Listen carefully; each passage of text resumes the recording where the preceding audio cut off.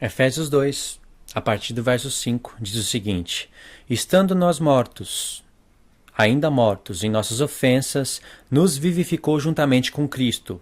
Pela graça sois salvos.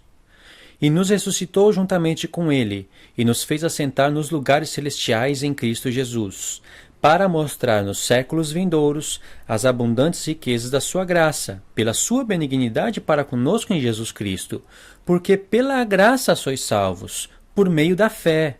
E isso não vem de vós, é dom de Deus. Não vem de obras, para que ninguém se glorie. Algumas pessoas leem esses 4 versos e dizem: olha, a fé que te traz a salvação, ela não vem por obras. Porque se você diz, né, que você tem que praticar alguma obra da fé para ser salvo, logo a salvação está sendo mérito seu, né? E aqui fala que nem a fé é de você, é de Deus. Então não tem que praticar obras para ser salvo. Você sabe de que obras Paulo está falando aqui? Algumas pessoas dizem que não é obras da lei e nem obras da fé. Paulo está falando de qualquer tipo de obra, que a salvação não é mérito do homem. Olha, com certeza a salvação não é mérito do homem. Quem fez um sacrifício foi Jesus. Então isso veio por graça, né? Por graça, porque você não merecia que ele sofresse por causa dos seus pecados.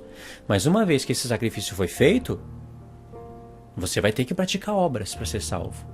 Então já não é pela graça. Olha que obras que Paulo está falando aqui. Num contexto não tão longe, Paulo diz o seguinte: porque somos feitura sua. Verso 10, em seguida. Porque somos feitura sua, criados em Jesus Cristo para as boas obras. Quais são essas boas obras? As quais Deus preparou para que andássemos nelas. Através de Cristo, Deus preparou boas obras para que você andasse nela. Se você não anda nessas boas obras, você vai ser salvo?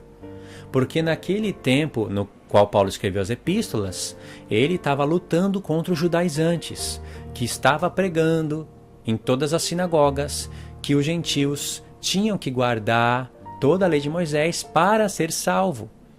Tinha que estar debaixo das obras da lei, circuncisão, festas, todos os mandamentos que diziam respeito à primeira aliança.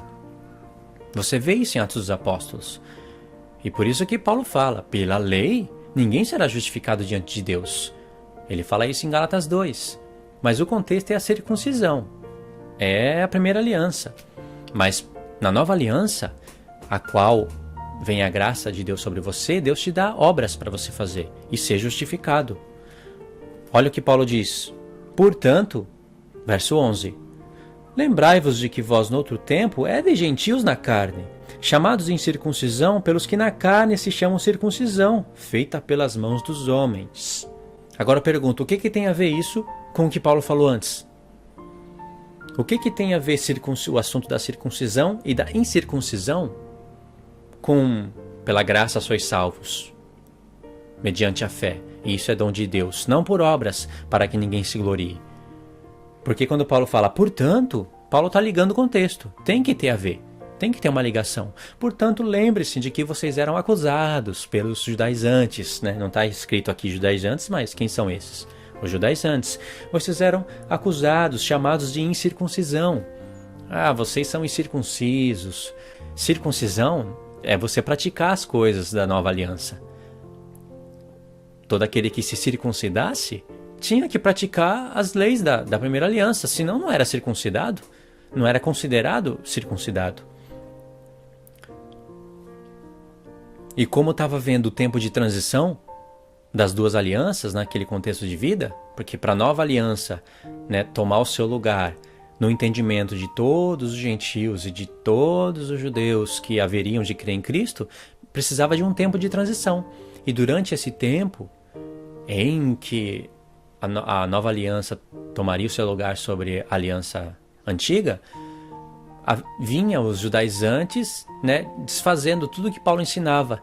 E não tinha Novo Testamento, e ainda tinha templo, onde tinha sacerdotes fazendo sacrifício pelos pecados.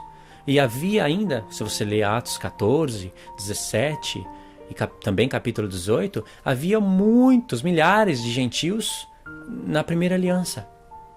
É só você ler Atos 14, capítulo 14, capítulo 15, capítulo 17 e também capítulo 18. Você vai ver que Paulo e Barnabé entravam nas sinagogas e falavam de tal maneira que convencia uma multidão de gentios, de gregos e também de judeus. Convencia uma multidão, não todos. Então tinha muitos gentios debaixo da primeira aliança, né, guardando a lei de Moisés, que não conhecia ainda o Messias. E aí Paulo está confrontando isso, que a salvação não vem por obras, se referindo às obras da lei. Por isso, o assunto da circuncisão. Porque se você vivesse naquele contexto de vida e quisesse se circuncidar para ser salvo, você precisaria praticar muitas obras. Para realizar as festas, precisaria do povo trabalhar muito.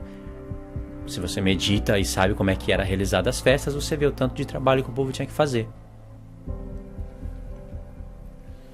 E aí quando você vai em Romanos 2, texto que eu estou lendo em quase todos os vídeos, Romanos 2, a mesma escritura, a mesma palavra, o mesmo apóstolo, inspirado pelo mesmo Espírito, disse: mas segundo a partir do verso 5, mas segundo a tua dureza do teu coração impenitente, entesouras ira para ti no dia da ira e da manifestação do juízo de Deus, o qual recompensará a cada um segundo as suas obras. O que Deus vai recompensar segundo as suas obras? A saber, a vida eterna aos que com perseverança em fazer o bem procuram glória, honra e incorrupção, mas indignação e ira aos que são contenciosos e desobedientes à verdade e obedientes à iniquidade. O que Deus está recompensando segundo as obras? A vida eterna. É a salvação. Mas Paulo não falou, pela graça sois salvos? Falou. Isso não vem de vós? Falou. É dom de Deus? Falou. Não por obras, para que ninguém se glorie? Falou. Mas aquelas obras que Paulo falou em Efésios 2 é a circuncisão, que é as leis da primeira aliança, as obras da lei. Essas obras, pelas quais você praticando, Deus vai te dar a vida eterna, é as obras da fé. A salvação continua sendo pela fé, porque também Tiago disse que uma fé sem obras é morta, e Deus não te deu uma fé morta. Então, se você é salvo pela graça, mediante a fé, e uma fé sem obras é morta, você vai precisar de ter obras para ter a vida eterna. Concordância total. De maneira que uma leitura de Efésios 2, a leitura que muitas pessoas fazem de Efésios 2 para sustentar algumas doutrinas, é uma leitura totalmente desviada da verdade, por causa de se abandonar contexto. Sempre é a mesma história. Abandonando o contexto, você cria um grande problema. Ou como é que você vai explicar isso? O mesmo Paulo que fala de salvação não por obras, mas sim por fé, é o mesmo Paulo que fala: Deus vai recompensar a vida eterna segundo as obras. Como é que você explica isso? Assista também os outros vídeos. Eu falo mais coisas, não dá para falar tudo de uma vez só, ok? Deus te abençoe.